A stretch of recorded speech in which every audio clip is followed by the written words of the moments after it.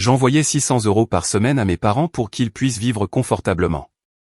Mais pour l'anniversaire de mon enfant, ils ne sont jamais venus. Quand j'ai appelé, papa a craqué, on ne compte pas ta famille. J'ai raccroché, tremblante, et j'ai fermé tous les comptes à mon nom. 40 minutes plus tard, ma mère est devenue folle. Les ballons se dégonflaient déjà au moment où j'ai accepté qu'ils ne viendraient pas. Des serpentins violets et dorés pendaient du plafond de notre salle à manger, et le gâteau licorne fait maison restait intact sur la table, tandis qu'Emma, 7 ans, continuait de courir vers la fenêtre, pressant son visage contre la vitre. Peut-être que grand-mère et grand-père se sont perdus, a-t-elle chuchoté, son souffle embuant la douleur. Mon mari, Derek, m'a serré l'épaule, mais je pouvais à peine le sentir à travers l'engourdissement qui se propageait dans ma poitrine. 23 personnes étaient venues pour célébrer l'anniversaire de notre fille. 23 personnes qui avaient réorganisé leur emploi du temps, acheté des cadeaux, et fait l'effort d'être là. Mais les 2 personnes qu'Emma avait le plus envie de voir n'étaient nulle part. Ils avaient promis. Maman avait appelé 3 jours plus tôt, s'extasiant sur une poupée en porcelaine qu'elle avait trouvée dans un vide-grenier, et qu'elle savait qu'Emma adorerait. Papa avait pris le téléphone pour me dire qu'il serait là à 14 heures précises. Il ne manquerait ça pour rien au monde. Il était maintenant 16h47. Je leur avais envoyé 600 € chaque semaine, sans faute, au cours des 4 dernières années. Pas une seule fois je n'avais été en retard. Pas une seule fois je n'avais demandé à quoi cela servait. Quand l'entreprise de menuiserie de papa a fait faillite, je suis intervenu sans hésitation. Quand les problèmes de santé de maman ont signifié qu'elle ne pouvait plus travailler au salon de coiffure, j'ai augmenté le montant sans qu'on me le demande. Mon téléphone semblait lourd dans ma poche alors que je m'excusais auprès des invités, me glissant dans notre chambre et fermant la porte. Mes mains tremblaient lorsque j'ai affiché le contact de papa et appuyé sur appel. Il a répondu à la 5e sonnerie. Ouais. Pas d'excuses, pas d'explication, juste cette syllabe plate et irritée qui m'a noué l'estomac. Papa, où êtes-vous? Emma a attendu tout l'après-midi. La fête est presque finie. J'ai entendu la voix de maman en arrière-plan, disant quelque chose que je n'ai pas pu distinguer. Puis papa a soupiré, ce long soupir de martyr qu'il avait perfectionné au fil des ans, chaque fois que je le dérangeais apparemment. Écoute, Cassandra, on a eu un imprévu. Ton frère avait besoin d'aide pour déplacer des meubles. Mon frère Jason, l'enfant chéri qui n'avait jamais gardé un emploi plus de 6 mois, qui vivait encore dans leur sous-sol à 34 ans, et qui ne contribuait absolument en rien aux dépenses du ménage. Vous aviez promis à Emma que vous seriez là. Elle vous a fait des cartes à tous les 2. Ça fait des semaines qu'elle parle de vous montrer son nouveau vélo. C'est juste une fête d'anniversaire. Elle en aura plein d'autres. Le mépris dans son ton brise quelque chose en moi, mais j'essaie de garder une voix stable. Vous n'auriez pas pu appeler, envoyer un SMS, nous prévenir d'une manière ou d'une autre? On est là maintenant, non? On aide la famille. La vraie famille, celle qui a besoin de nous.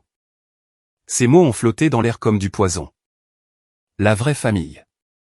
Comme si Emma n'était pas sa petite fille. Comme si les 4 années de paiements hebdomadaires, les fonds d'urgence que j'avais envoyés, et les primes d'assurance que j'avais couvertes ne signifiaient rien. Qu'est-ce que c'est censé vouloir dire? Ma voix est sortie plus tranchante que je ne l'avais prévu. Jésus, Cassandra, ne sois pas si sensible. Tu sais ce que je veux dire. Ton frère avait besoin de nous, alors on est venu. Ce n'est pas comme si tu avais vraiment besoin de quoi que ce soit de notre part. Tu as ta maison chic et ta petite vie parfaite. Ma petite vie parfaite. Celle que j'ai bâtie de zéro, tout en payant mes études d'infirmière. Les semaines de 60 heures que j'ai endurées pour obtenir ma licence, les gardes de nuit que je faisais encore à l'hôpital parce que les soins de santé ne s'arrêtent pas les jours fériés ou les week-ends. Les sacrifices que Derek et moi avions faits pour acheter cette maison, afin de donner à Emma la stabilité que je n'avais jamais eue en grandissant. Donc, nous ne sommes pas une vraie famille, ai-je demandé, la gorge serrée. Emma n'est pas ta vraie petite fille? La voix de maman a coupé à travers le téléphone, stridente et défensive. Donne-moi ce téléphone, Robert. Cassandra, chérie, tu réagis de manière excessive. On a juste été un peu retenu. C'est tout. On se rattrapera auprès d'Emma la prochaine fois. La prochaine fois. Il y avait toujours une prochaine fois avec eux. La prochaine fois, ils se souviendraient du spectacle de danse d'Emma. La prochaine fois, il viendrait pour le dîner de Noël. La prochaine fois, ils reconnaîtraient enfin que leur fille avait construit une vie digne d'être célébrée. On ne compte pas ta famille, a dit papa, ayant apparemment arraché le téléphone des mains de maman. On compte Jason parce qu'il a besoin de nous. Toi, tu n'as jamais eu besoin de personne. Tu as rendu ça assez clair quand tu es parti pour l'université et que tu as à peine regardé en arrière. Quelque chose en moi s'est figé, absolument immobile. Les larmes qui montaient se sont évaporées, remplacées par une clarté si vive qu'elle en était presque douloureuse. Je suis parti pour l'université avec une bourse complète parce que rester dans leur maison signifiait écouter papa me dire que j'étais trop ambitieuse pour mon propre bien. Que l'école d'infirmière était du gâchis pour quelqu'un comme moi. Cela signifiait regarder maman aduler Jason alors qu'il abandonnait l'université communautaire pour la 3e fois. Cela signifiait s'entendre dire que j'étais égoïste de vouloir plus que ce que cette petite ville offrait. D'accord, ai-je dit doucement. Je comprends. Bien. Maintenant, arrête d'être dramatique. Et j'ai raccroché avant qu'il ne puisse finir. Mes mains étaient stables maintenant. En ouvrant mon application bancaire, le compte joint que j'avais créé spécifiquement pour leur virement mensuel affichait un solde de 2400 €, provenant des dépôts du mois en cours. J'ai transféré chaque centime vers mon épargne personnelle. Ensuite, j'ai navigué vers les paramètres du compte, et j'ai retiré leurs 2 noms de la liste d'accès. La facture d'électricité de leur maison était prélevée sur ma carte de crédit. J'ai appelé la compagnie d'électricité, et j'ai fait remettre le compte à leur nom, avec effet immédiat. Le service internet que je payais, annulé. L'assurance automobile du camion de papa que je couvrais depuis 2 ans, j'ai demandé la résiliation immédiate de mon autorisation de paiement. Mon téléphone a vibré avec un SMS de Derek. Tout va bien là-dedans? On arrive dans 1 minute, ai-je tapé en réponse. L'assurance maladie était plus délicate. Je les avais ajoutés à mon forfait familial via le programme d'avantages sociaux de l'hôpital, une décision que j'avais prise lorsque les problèmes de santé préexistants de maman rendaient la couverture individuelle impossible à payer. J'ai ouvert le portail des RH et rempli un formulaire d'événements de vie qualifiant, demandant leur retrait immédiat. Mon superviseur aurait des questions, mais je gérerais ça lundi matin. Il y avait une carte de crédit que j'avais donnée à papa pour les urgences uniquement. Selon le relevé, il avait dépensé 847 € dans un magasin d'articles de sport la semaine dernière. Du matériel de pêche d'urgence, apparemment. J'ai déclaré la carte perdue et l'effet désactivé. La ligne téléphonique que je payais pour qu'ils puissent avoir les appels illimités, suspendue. Je suis resté assise sur le bord de mon lit, fixant mon téléphone, sentant le poids de 4 années de soutien financier s'évaporer à chaque pression de mon doigt. 600 € par semaine, environ 31 000 € par an, 124 000 € au total, sans compter les dépôts supplémentaires pour les urgences qui semblaient se produire tous les mois. Qu'est-ce que j'avais obtenu pour cet investissement? Des promesses brisées, des commentaires dédaigneux, et la cruauté désinvolte de m'entendre dire que ma famille ne comptait pas. Le rire d'Emma a dérivé à travers la porte, probablement à cause de quelque chose que la mère de Derek avait dit. Ses parents avaient conduit 4 heures pour être ici, apportant un coffre au trésor fait main, rempli de vêtements de déguisement qu'ils avaient passé des semaines à collecter. Ils étaient arrivés tôt pour aider à installer, étaient restés tard pour aider à nettoyer, et n'avaient jamais, pas une seule fois, donné à Emma l'impression d'être une pensée après coup. Je suis resté assise là un moment de plus, fixant les emails de confirmation qui inondaient ma boîte de réception. Chacun représentait un autre lien coupé, un autre morceau d'indépendance que je leur rendais, qu'ils le veuillent ou non. Le service de livraison de courses que j'avais mis en place pour eux, annulé. L'abonnement au magazine de pêche préféré de papa que je renouvelais depuis 3 ans, résilié. L'adhésion Chevrolet à laquelle je les avais ajoutés après que le camion de papa soit tombé en panne sur l'autoroute, retiré, avec effet immédiat. Il y avait un garde-meuble à l'autre bout de la ville où il gardait les fournitures d'artisanat de maman et les vieux outils de papa. Je payais les frais mensuels depuis 18 mois. Je me suis connecté au site web de l'installation, et j'ai transféré le compte sur l'email de papa, avec une notification indiquant que le paiement serait dû dans 15 jours. Il devrait se débrouiller. Mon ordinateur portable était encore ouvert sur le lit à côté de moi, et j'ai ouvert le tableur que je tenais à jour, depuis que j'avais commencé à les aider financièrement. Chaque paiement, chaque transfert d'urgence, chaque facture que j'avais couverte, tout était méticuleusement documenté parce que c'est ce que j'étais, organisé et responsable à l'excès. Le grand total m'a retourné l'estomac. 124 800 € en paiements hebdomadaires réguliers, plus 11 247,16 € en transfert d'urgence. Un total de 136 047,16 €. Plus de 136 000 € en 4 ans. De l'argent qui aurait pu payer notre prêt hypothécaire plus tôt. De l'argent qui aurait pu financer la totalité des études universitaires d'Emma. De l'argent que Derek et moi avions gagné par des sacrifices et des horaires de travail épuisants, remis à des gens qui, apparemment, ne nous considéraient même pas comme de la famille. J'ai pensé à toutes les fois où j'avais dit non à Emma. Non, on ne peut pas aller à Disney World cette année. Non, ces cours de danse sont trop chers pour le moment. Non, maman doit faire des heures supplémentaires ce mois-ci. Et pendant ce temps, mes parents vivaient confortablement à mes frais, ne donnant rien en retour, à part des critiques et des promesses brisées. L'amertume menaçait de me submerger, mais en dessous, il y avait autre chose. Un étrange sentiment de libération, comme si j'avais porté un sac à dos rempli de pierres, et qu'on m'avait enfin donné la permission de le poser. Derek a frappé à la porte. Cassandra, Emma demande pour couper le gâteau. Dis-lui que j'arrive tout de suite, ai-je répondu, fermant l'ordinateur portable et prenant une profonde inspiration. J'ai vérifié mon reflet dans le miroir au-dessus de notre commode. Mes yeux étaient secs, aucune trace de larmes. Ma mâchoire était serrée d'une manière qui me rappelait ma grand-mère, la mère de papa, qui m'avait dit un jour que le sang ne signifie pas qu'il faut se saigner à blanc pour des gens qui ne feraient pas la même chose pour vous. Elle est morte quand j'avais 15 ans. Et je me demandais ce qu'elle penserait de tout ça. Avant de quitter la chambre, j'ai fait une dernière chose. J'ai ouvert mon application photo et trouvé l'album que j'avais créé, intitulé Aux souvenirs de famille. Il y avait des centaines de photos d'Emma avec les parents de Derek, en train de faire des biscuits, de jouer au parc, de célébrer les fêtes.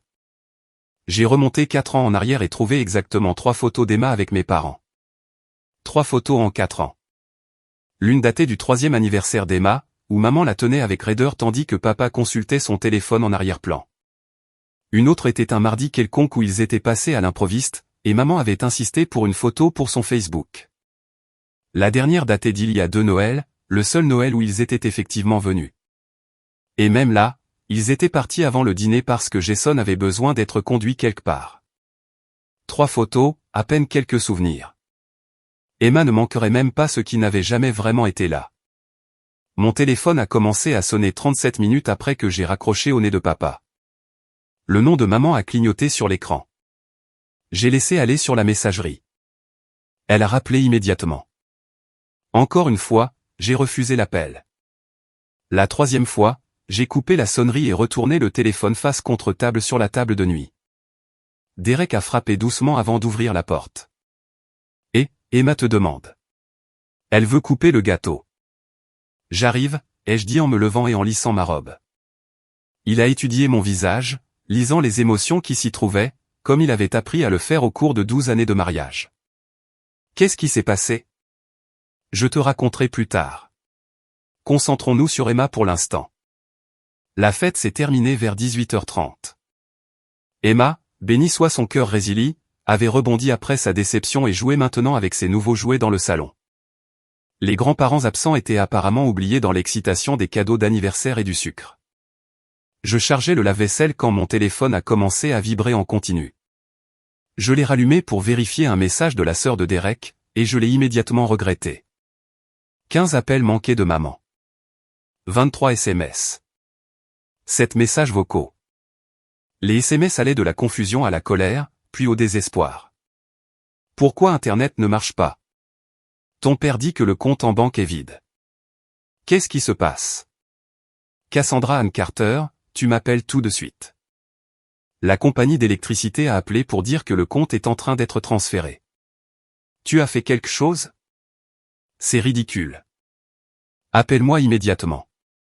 Comment as-tu pu nous faire ça? On est tes parents. Ton père a des douleurs thoraciques à cause du stress que tu provoques. Ce dernier a failli m'avoir. Failli. Mais j'avais entendu parler des douleurs thoraciques de papa induites par le stress trop de fois auparavant. Généralement quand il voulait quelque chose et qu'il ne l'obtenait pas assez vite. Les visites aux urgences qui ne révélaient rien d'autre que de l'anxiété et des gaz. Les moments dramatiques qui se résolvaient toujours d'eux-mêmes une fois qu'il obtenait ce qu'il voulait. J'ai bloqué leurs 2 numéros. Derek m'a trouvé debout dans la cuisine, fixant mon téléphone. D'accord, parle-moi. Qu'est-ce qui se passe? Je lui ai tout dit. L'appel téléphonique, les mots de papa, le démantèlement systématique de chaque lien financier que j'avais maintenu avec mes parents. Il a écouté sans m'interrompre, sa mâchoire se serrant à chaque détail. Il était grand temps, a-t-il dit quand j'ai fini. Quoi? Cassandra, je t'ai regardé te saigner aux 4 veines pour des gens qui ne t'apprécient pas.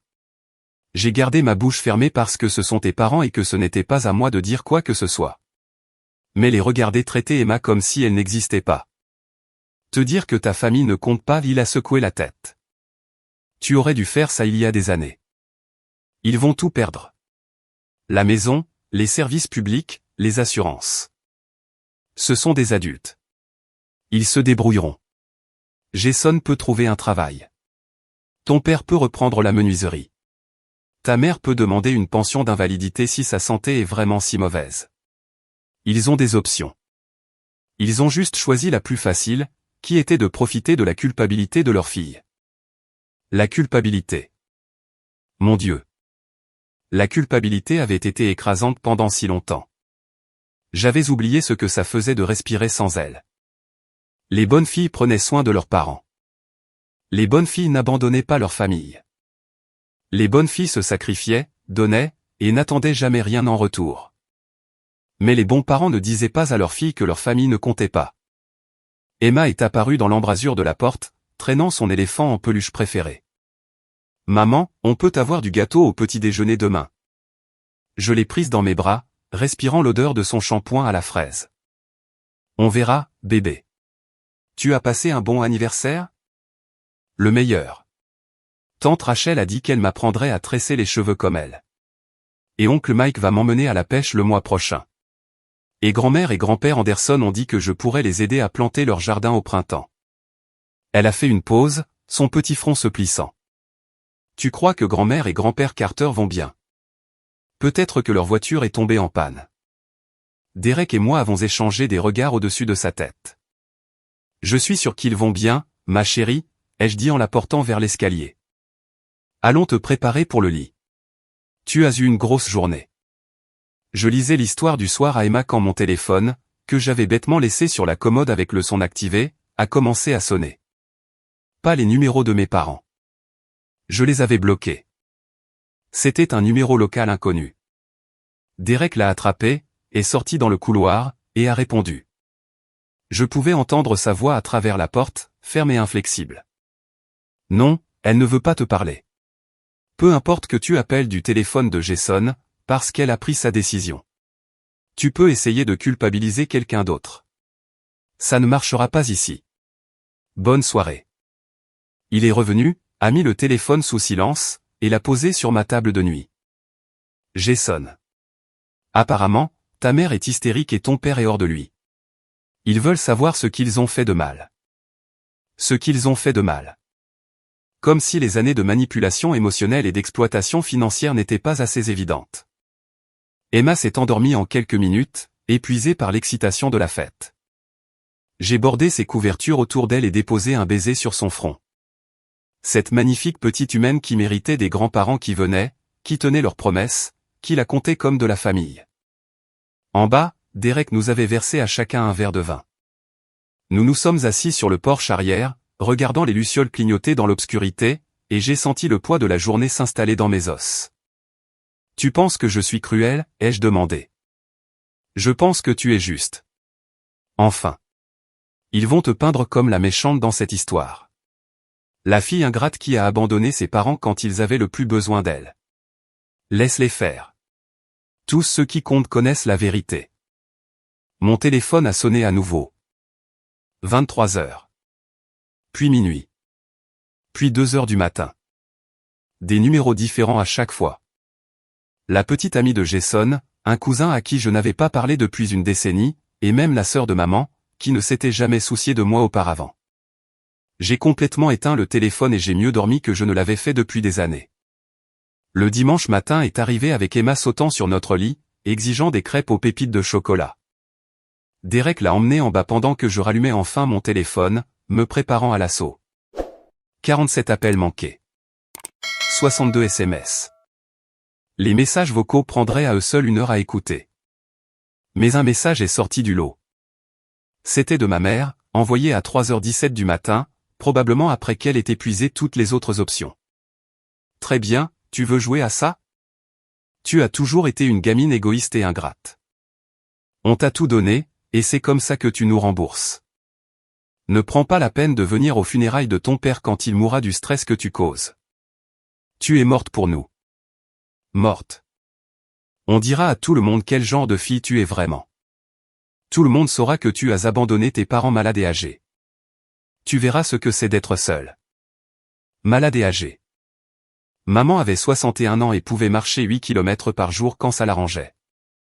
Papa avait 63 ans et avait refusé des travaux de menuiserie parfaitement bons parce qu'ils étaient indignes de lui. Mais dans leur récit, ils étaient pratiquement à l'article de la mort, et j'étais la méchante qui leur refusait des médicaments. J'ai sauvegardé le message, non pas parce que je prévoyais de répondre, mais parce que je savais que j'aurais besoin de preuves quand ils commenceraient à répandre leur version des événements. La sœur de Derek a appelé vers midi, sa voix hésitante. « Et, Cassandra. J'ai reçu un appel bizarre de ta mère ce matin. Elle a dit que tu les avais complètement coupés et qu'elle ne sait pas pourquoi. Elle avait l'air assez bouleversée. Elle t'a dit ce qui s'est passé? Elle a dit que tu avais fait une sorte de dépression nerveuse, et que tu t'étais retourné contre eux de nulle part. Que tu agissais bizarrement ces derniers temps. Rachel, je vais te raconter ce qui s'est réellement passé, et ensuite tu pourras décider par toi-même qui fait une dépression. J'ai exposé toute l'histoire.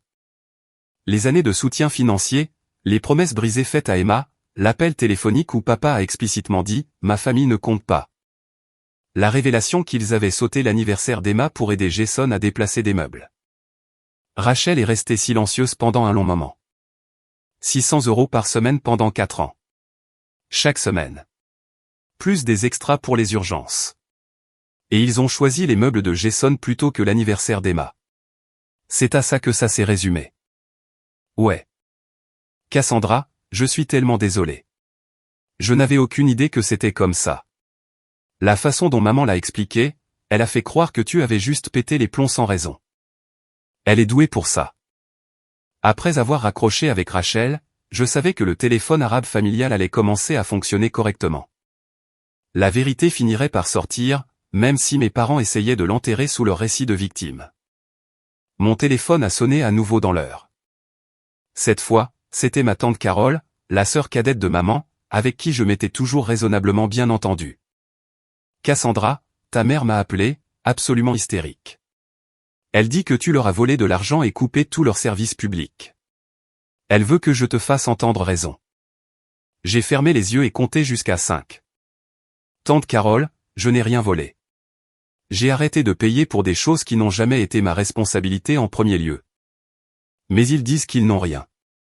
Pas d'électricité, pas d'internet, pas d'accès à l'argent.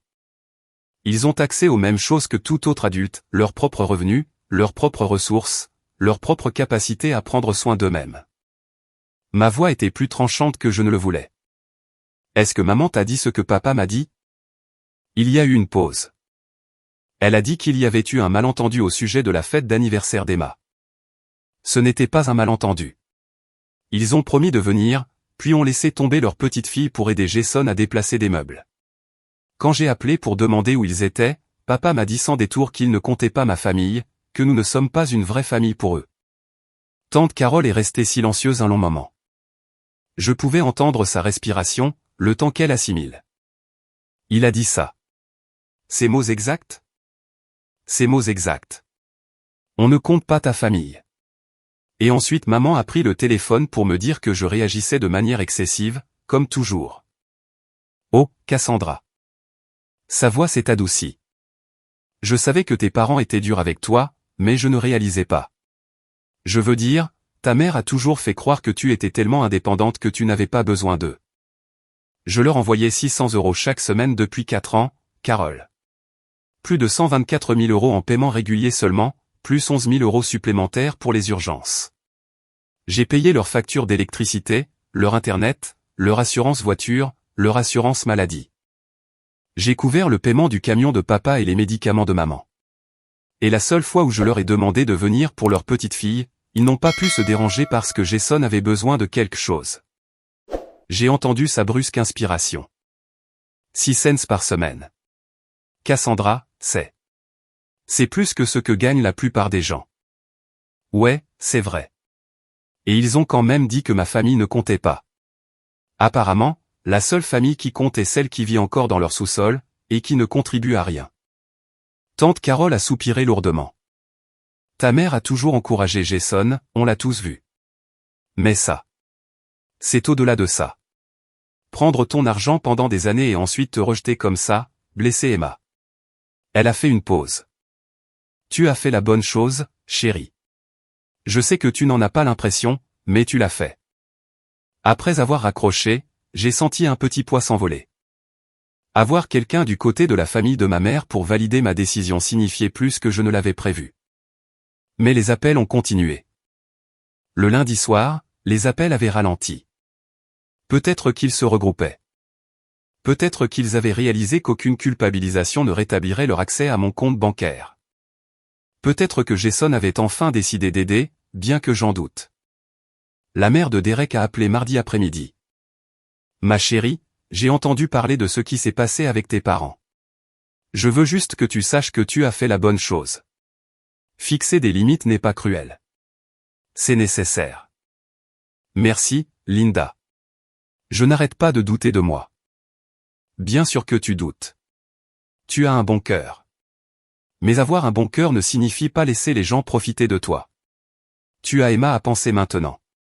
Quel genre de message cela enverrait-il si tu laissais ses grands-parents la traiter comme si elle n'avait pas d'importance? Ça a fait mouche. Emma regardait, apprenait à quoi devaient ressembler les relations. Si je tolérais le comportement de mes parents, qu'est-ce que cela lui apprendrait sur sa propre valeur? Mercredi a apporté une lettre recommandée.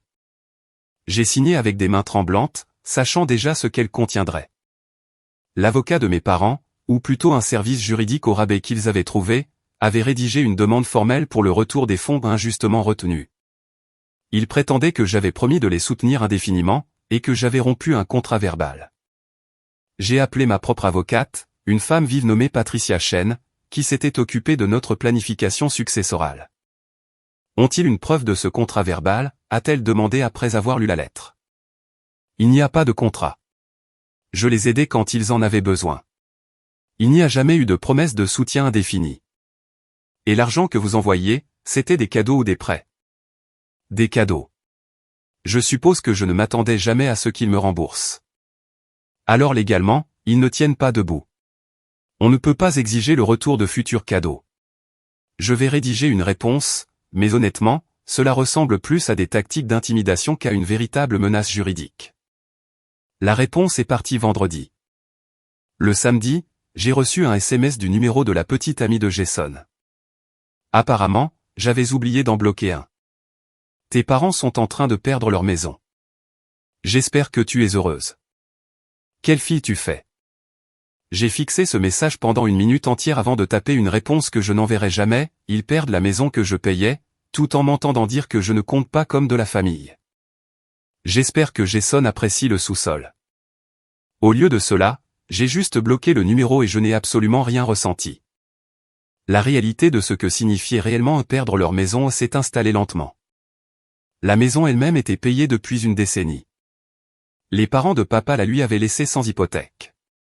Ce qu'ils perdaient, c'était leur capacité à l'entretenir aux frais de quelqu'un d'autre, les services publics que je couvrais, les réparations que je finançais, les impôts fonciers pour lesquels j'aidais quand ils prétendaient ne pas avoir les moyens. Ils ne perdaient pas la maison, ils perdaient leur gratuité. J'ai fait quelques calculs ce soir-là pendant que Derek faisait griller du poulet pour le dîner. S'ils vendaient la maison, même dans son état actuel, ils en tireraient au moins 250 000 €. Cet argent pourrait leur acheter un appartement confortable, avec assez de reste pour compléter leurs revenus pendant des années. Les compétences de menuiserie de papa, s'ils les utilisaient réellement, pourraient rapporter pas mal d'argent. Les problèmes de santé de maman, bien que réels, n'étaient pas débilitants. Elle pouvait travailler à temps partiel si elle le choisissait. Ils avaient des options. Ils n'avaient juste plus l'option de m'utiliser.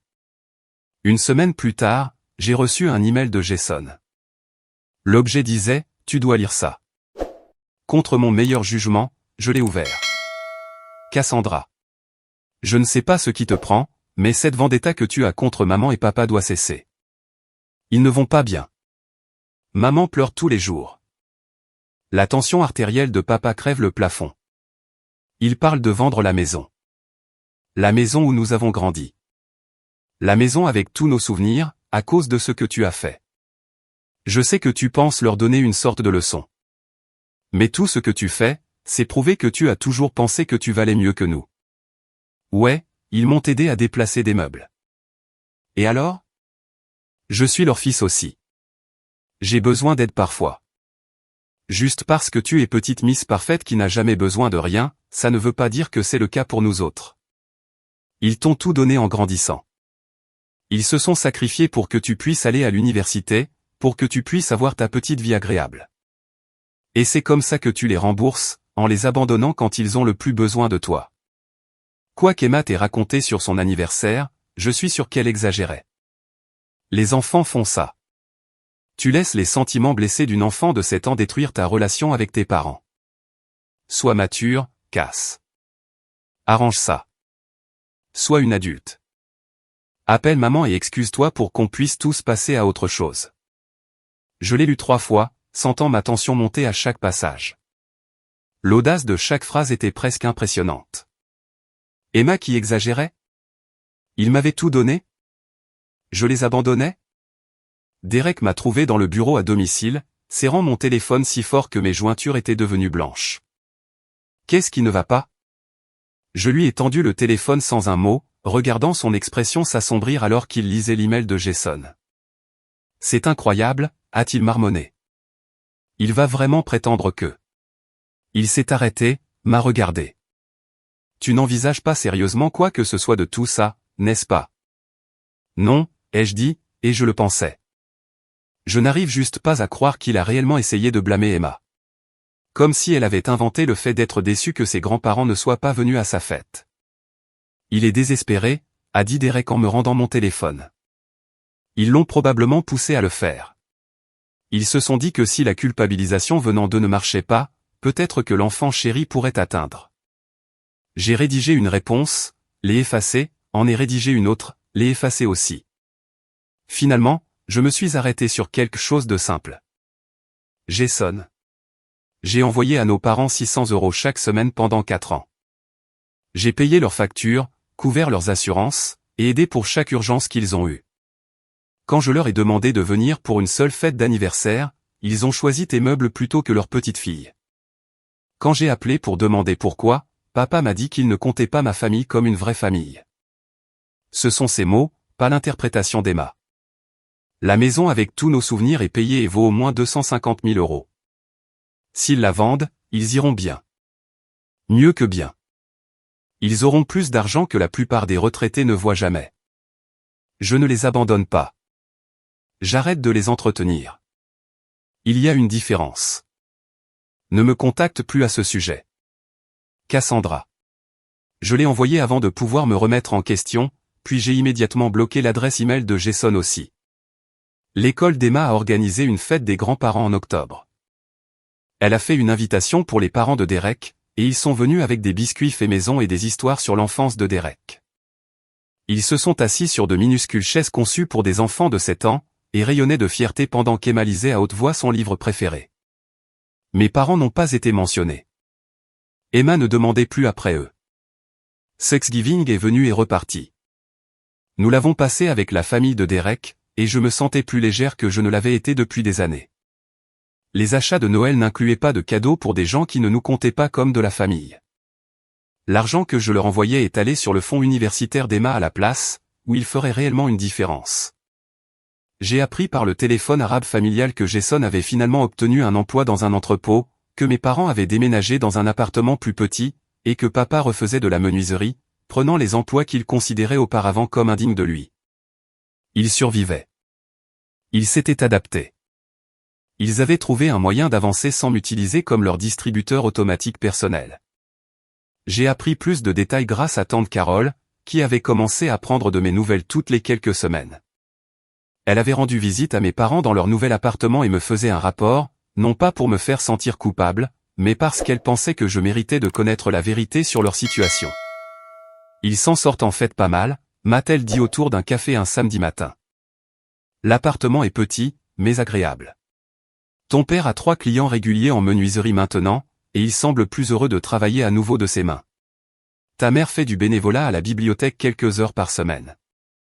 Rien de fatigant, juste ranger des livres et discuter avec les clients. Et Jason ? Carole a renâclé dans son latte. Il vit toujours avec eux, mais au moins il paie un loyer maintenant. Pas grand-chose, mais c'est quelque chose. Le boulot à l'entrepôt a l'air de tenir, aussi surprenant que cela puisse paraître. J'ai remué mon café distraitement, assimilant ces informations. Est-ce qu'il parle jamais d'Emma? De vouloir la voir? L'expression de Carole s'est adoucie. Ta mère la mentionne parfois. Elle montre aux gens des photos sur son téléphone, des vieilles photos de quand Emma était petite. Elle dit aux gens que sa petite fille grandit si vite. Mais elle ne mentionne jamais qu'elle ne fait pas partie de cette croissance. Tu sais, elle n'admet jamais pourquoi. Et ton père? Ton père n'en parle pas du tout. Tu sais comment il est. Tout va bien. Rien ne cloche. Circuler. Mais ta mère. Elle a hésité. Elle souffre, Cassandra. Je pense qu'elle sait qu'ils ont vraiment merdé. Elle est juste trop fière pour l'admettre, surtout à toi. L'orgueil. Ça avait toujours été la perte de maman. L'orgueil et l'incapacité d'admettre quand elle avait tort. Combien de fois en grandissant l'avais-je vu s'enfoncer dans une erreur plutôt que de s'excuser? Combien de relations avait-elle endommagées parce que dire « je suis désolé » aurait signifié reconnaître qu'elle avait eu tort? Il pourrait arranger ça, ai-je dit doucement. Il pourrait appeler, vraiment s'excuser, reconnaître ce qu'ils ont fait et ce qu'ils ont dit. Il pourrait demander à faire partie de la vie d'Emma et le penser vraiment. Je sais. Je l'ai suggéré. Ta mère devient juste défensive et change de sujet. J'ai fini mon café, sentant cette lourdeur familière dans ma poitrine. Plus de la culpabilité. J'avais travaillé là-dessus avec ma thérapeute, une femme merveilleuse nommée Dr Patterson, qui m'avait aidé à comprendre que fixer des limites n'était pas cruel. C'était nécessaire. Mais il y avait encore de la tristesse, le deuil de la relation qui aurait pu être, aurait dû être, mais n'a jamais été. Merci de me tenir au courant, ai-je dit à Carole. Je sais que tu es coincé au milieu de tout ça. Je ne suis coincé nulle part. Je choisis de maintenir des relations avec les deux côtés parce que je vous aime tous. Mais je ne vais pas te mentir ou édulcorer ce qu'ils ont fait. Ils avaient tort, Cassandra. Profondément tort. En février, j'ai reçu une carte par la poste. Pas d'adresse de retour, mais j'ai reconnu l'écriture de maman. À l'intérieur, il y avait un message générique « Je pense à toi » et une seule phrase dans son écriture serrée. Nous sommes désolés. S'il te plaît, appelle. J'ai tenu cette carte pendant longtemps, assise à la table de la cuisine pendant qu'Emma faisait ses devoirs et que Derek préparait le dîner. Une partie de moi voulait croire qu'ils avaient sincèrement réfléchi à leur comportement, qu'ils comprenaient ce qu'ils avaient fait de mal, qu'ils voulaient une vraie relation avec leur petite fille. Mais la carte ne reconnaissait pas ce qu'ils m'avaient dit. Elle ne mentionnait pas l'anniversaire d'Emma ou les années de promesses brisées. Elle ne reconnaissait pas qu'ils m'avaient dit que ma famille ne comptait pas. C'était juste une excuse vague, probablement motivée par leur situation financière actuelle plutôt que par un véritable remords. J'ai mis la carte dans un tiroir et je n'ai pas appelé. Les semaines ont passé. Le printemps est arrivé avec son explosion habituelle de couleurs et de renouveau, et la vie a continué. J'ai eu une promotion à l'hôpital, infirmière superviseur de l'unité cardiaque, quelque chose vers quoi je travaillais depuis des années. L'augmentation était substantielle, et pour la première fois depuis toujours, je n'ai pas immédiatement pensé à la façon dont cet argent supplémentaire pourrait aider mes parents. Au lieu de cela, Derek et moi nous sommes assis avec un conseiller financier et avons planifié notre avenir réel. Nous avons ouvert un compte épargne pour Emma. Nous avons programmé les réparations attendues depuis longtemps sur notre maison, le toit qui avait besoin d'être remplacé, la terrasse qui commençait à pourrir. Nous avons réservé des vacances d'été à Yellowstone, quelque chose dont nous parlions depuis des années, mais que nous ne pouvions jamais tout à fait nous permettre. La culpabilité que je m'attendais à ressentir en dépensant de l'argent pour nous-mêmes ne s'est jamais matérialisée. Le docteur Patterson m'avait prévenu que cela pourrait arriver, et m'avait donné des outils pour y faire face si c'était le cas. Mais la plupart du temps, je ressentais juste du soulagement, du bonheur, et un étrange sentiment de fierté à construire quelque chose qui était vraiment à nous. Ma collègue Jennifer a remarqué le changement en moi. Nous étions en train de réapprovisionner les fournitures dans l'unité cardiaque quand elle a dit « Tu as l'air plus légère ces derniers temps, moins stressée. » J'ai coupé les ponts avec des gens toxiques, ai-je dit simplement. Ça fait du bien. Elle n'avait pas besoin de connaître les détails. Pas besoin de savoir que ces gens toxiques étaient mes parents. La beauté d'être un adulte, c'était de pouvoir organiser sa vie. Décider qui méritait l'accès à son temps, à son énergie et à son amour. Emma a eu 8 ans en mars. Elle voulait une petite fête cette année. Juste quelques amis de l'école et une sortie au parc de trampoline. Les parents de Derek sont venus. Bien sûr qu'ils sont venus. Ils n'avaient jamais manqué un anniversaire. Nous rangions après le gâteau quand Emma m'a regardé avec ses yeux bruns sérieux qui voyaient plus de choses qu'un enfant de son âge n'aurait dû. « Maman, est-ce que grand-mère et grand-père Carter vont revenir un jour ?» Je me suis agenouillé à son niveau. « Je ne sais pas, bébé. Pour l'instant, ils gèrent des trucs d'adultes. Est-ce que j'ai fait quelque chose de mal ?» Mon cœur s'est fissuré. « Non, ma chérie. Absolument pas. Tu n'as rien fait de mal. Parfois, les adultes font des choix qui blessent les gens même quand ils ne le veulent pas. Mais ce n'est pas ta faute. Ce n'est jamais ta faute. » Elle m'a serré fort, ses petits bras s'enroulant autour de mon cou. « Je t'aime, maman. Je t'aime aussi, Emma, tellement. » Derek nous a trouvés comme ça, nous tenant l'une l'autre dans la cuisine. Il s'est joint au câlin, et nous sommes restés là comme une famille, une vraie famille, le genre qui est présent, qui tient ses promesses, et qui compte chacun comme digne d'amour et de respect. Plus tard cette nuit-là, après qu'Emma se soit endormie, j'ai enfin écouté les messages vocaux que mes parents avaient laissés dans ces premières heures frénétiques après que je les ai coupés. La voix de maman était passée de la confusion à la colère, puis à la folie absolue. « Comment as-tu pu faire ça ? Le courant est coupé. Il fait noir ici. Cassandra, ton père ne voit rien. C'est de la maltraitance envers les personnes âgées. J'appelle la police. Tu ne peux pas juste nous abandonner comme ça. On est tes parents. On t'a élevé. Tu nous es redevable. Tout ce qu'on a fait pour toi, et c'est comme ça que tu nous rembourses. Tu iras en enfer pour ça.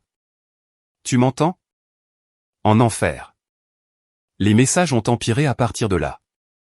Menaces, culpabilisation, tentative de manipulation qui aurait pu fonctionner sur la version de moi qui croyait encore que je leur devais ma vie entière pour le crime d'être né. Mais je n'étais plus cette personne.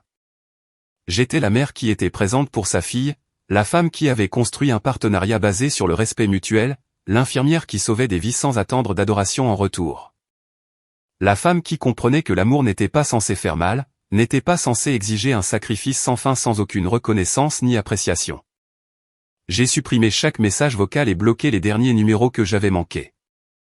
6 mois plus tard, j'ai croisé une vieille amie de la famille à l'épicerie.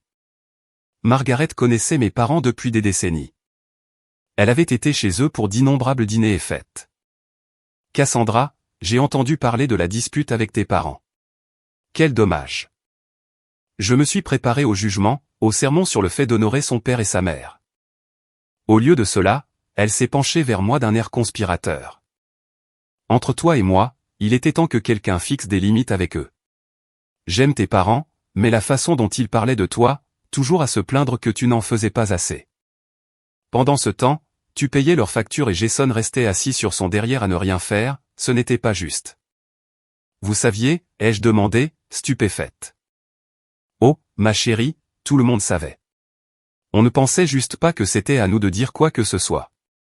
Mais quand j'ai entendu ce que ton père t'a dit à propos d'Emma.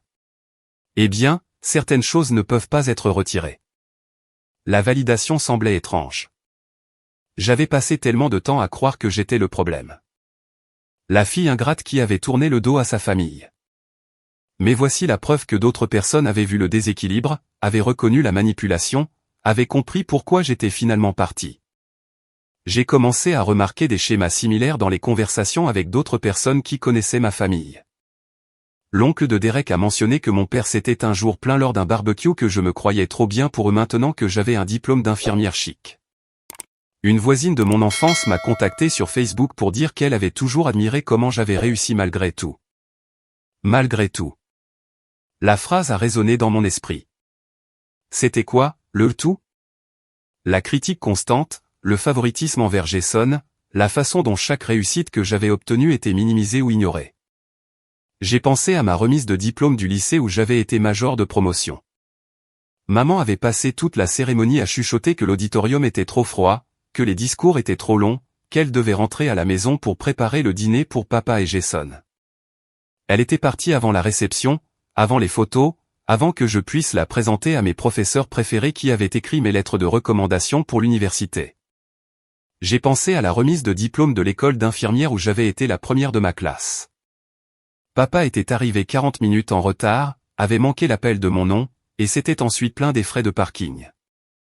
Il était parti immédiatement après, disant qu'il devait rentrer pour une partie de pêche avec Jason le lendemain matin. Il ne m'avait jamais célébré, ne m'avait jamais vraiment vu.